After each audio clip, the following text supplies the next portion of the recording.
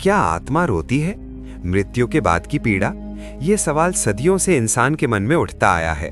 जब कोई अपना हमें छोड़कर चला जाता है तो हम रोते हैं, तड़पते हैं, उसकी याद में बेचैन हो जाते हैं। लेकिन क्या कभी आपने सोचा है कि जो चला गया, क्या वो भी रोता होगा? क्या मृत्यु के बाद भी कोई पीड़ा होती है, या फिर मौत के साथ सब खत्म हो जाता है? हमारी परंपराओं में, जैसे कि भगवद गीता में श्री कृष्ण अर्जुन से कहते हैं कि आत्मा न जन्म लेती है और न मरती है, वो सिर्फ शरीर बदलती है। अगर आत्मा अमर है तो क्या वो भावनाओं से मुक्त हो जाती है, या फिर वो भी किसी अदृश्य संसार में अपने अधूरे रिश्तों, अधूरी इच्छाओं और अधूरे सपनों के लिए तड़पती है? कई लोगों का मानना है कि जब इंसान अचानक मृत्यु को प्राप्त होता है तो उसकी आत्मा को समझ ही नहीं आता कि उसके साथ क्या हुआ है। वो अपने घर के आसपास, अपने प्रियजनों के पास भटकती रहती है, उन्हें छूना चाहती है, उनसे बात करना चाहती है, लेकिन कोई उसे देख नहीं पाता, कोई उसकी आवाज़ नहीं सुन पाता। यही असहायता क्या उसकी पीड़ा बनती है?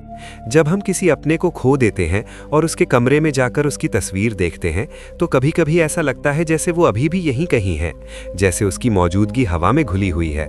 क्या ये सिर्फ हमारा भ्रम है, या सच में कोई अदृश्य चेतना हमें देख रही होती है? दुनिया भर में ऐसे हजारों किस्से सुनने को मिलते हैं जहां लोगों ने दावा किया कि उन्होंने अपने दिवंगत परिजनों की उपस्थिति महसूस की। कुछ ने सपनों में उन्हें रोते देखा, कुछ ने महसूस किया कि कोई उनके कंधे पर हाथ रख रहा है, जैसे कोई दिलासा दे रहा हो। क्या ये आत्मा की व्यथा है, या हमारे मन का खेल? विज्ञान कहता है कि मृत्यु के बाद शरीर की सारी जैविक क्रियाएं बंद हो जाती हैं और चेतना समाप्त हो जाती है। लेकिन अध्यात्म कहता है कि चेतना कभी खत्म नहीं होती, वो केवल रूप बदलती है। अगर चेतना बची रहती है तो क्या उसमें भावनाएं भी बची रहती हैं? और अगर भावनाएं हैं तो क्या उनमें दर्द भी शामिल है? कई धार्मिक ग्रंथों में वर्णन मिलता है कि मृत्यु के बाद आत्मा एक ऐसी अवस्था में जाती है जहां उसे अपने कर्मों का फल मिलता है। अगर किसी ने जीवन में गलत कर्म किए तो उसे कष्ट झेलना पड़ता है, और अगर अच्छे कर्म किए तो उसे शांति मिलती है। लेकिन ये कष्ट कैसा होता है? क्या वो शारीरिक होता है? नहीं, क्योंकि शरीर तो खत्म हो चुका होता है। तो क्या वो मानसिक पीड़ा होती है, या आत्मिक जलन जो पछतावे से पैदा होती है? सोचिए, अगर कोई व्यक्ति जीवन भर अपने परिवार से प्रेम करता रहा, लेकिन किसी दुर्घटना में अचानक उसकी मृत्यु हो गई, तो क्या उसकी आत्मा अपने बच्चों को छोड़ने का दुख महसूस करेगी? क्या वो रोएगी जब वो देखेगी कि उसके जाने के बाद उसका परिवार टूट रहा है? या फिर मृत्यु के साथ ही सभी रिश्तों की डोर कट जाती है? कई लोग ये भी मानते हैं कि आत्मा तब तक शांति नहीं पाती जब तक उसकी कोई अधूरी इच्छा पूरी ना हो जाए। इसी कारण श्राद्ध, तर्पण और प्रार्थनाओं की परंपरा बनी, ताकि आत्मा को शांति मिले। अगर आत्मा को शांति देने की जरूरत है तो क्या इसका मतलब है कि वो बेचैन होती है? और अगर वो बेचैन होती है तो क्या वो रोती भी होगी? शायद आत्मा का रोना हमारी तरह आंसुओं में नहीं होता।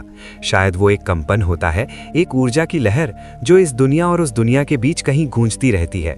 जब हम अचानक बिना कारण उदास हो जाते हैं, जब किसी की याद अचानक दिल को चीर देती है, तो क्या वो आत्मा की पुकार होती है, या हमारा ही मन हमें धोखा दे रहा होता है?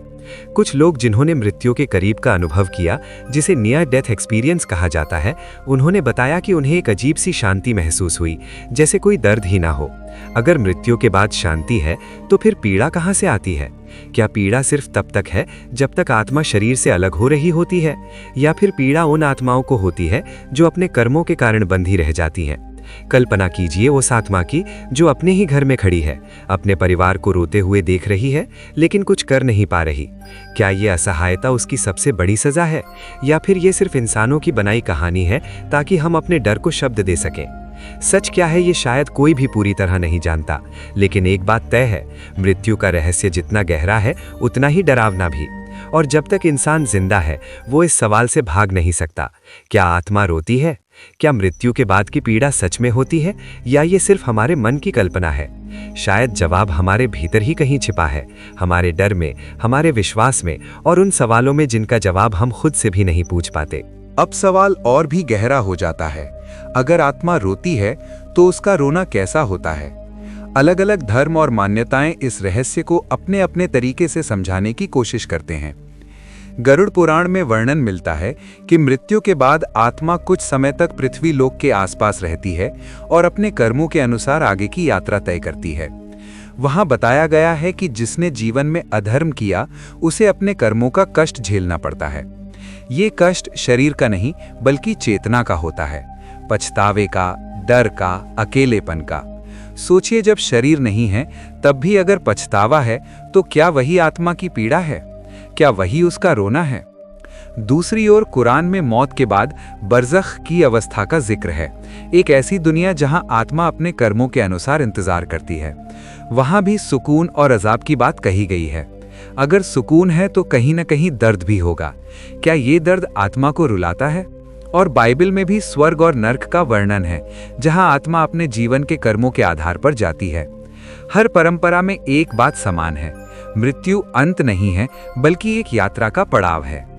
लेकिन सबसे बड़ा रहस्य ये है कि क्या आत्मा अपने पीछे छूटे लोगों के लिए दुखी होती है?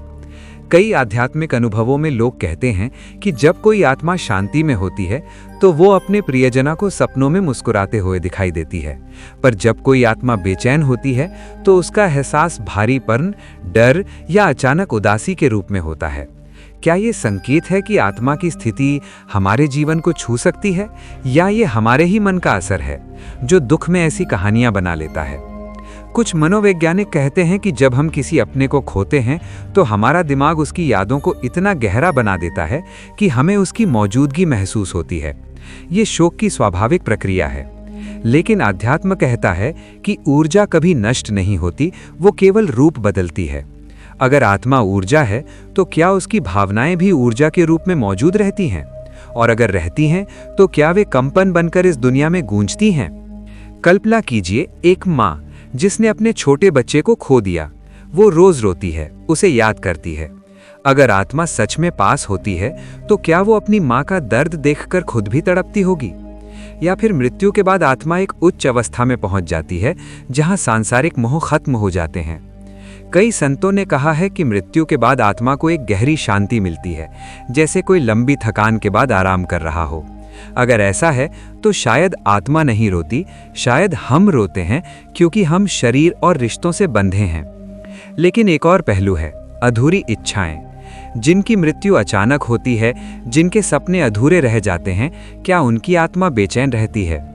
कई लोक कथाएं कहती हैं कि ऐसी आत्माएं तब तक भटकती हैं जब तक उनकी कोई इच्छा पूरी ना हो जाए। अगर भटकाव है तो क्या उसमें दर्द भी है? और अगर दर्द है तो क्या वही आत्मा का रोना है? सच तो यह है कि इस सवाल का कोई वैज्ञानिक प्रमाण नहीं है। न किसी ने मृत्यु के बाद लौटकर साफ साफ बताया कि वहां क्या होता है। लेकिन एक बात तय है, हमारी चेतना, हमारे कर्म और हमारे रिश्ते बहुत गहरे हैं। शायद आत्मा का रोना आंसुओं में नहीं बल्कि ऊर्जा की हलचल में होता है।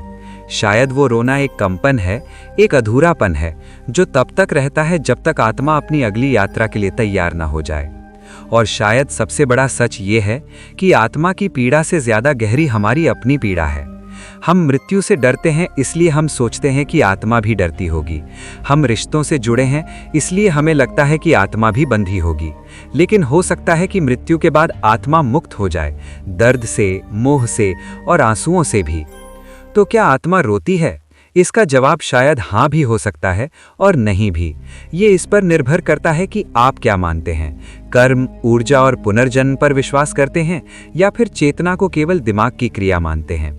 पर एक बात याद रखिए, अगर आत्मा सच में है तो शायद उसका सबसे बड़ा दुख तब होता है जब हम अपने जीवन को व्यर्थ गंवा देते हैं। शायद आत्मा की सबसे बड़ी पीड़ा यही है कि हम जीते हुए भी सच में नहीं जीते।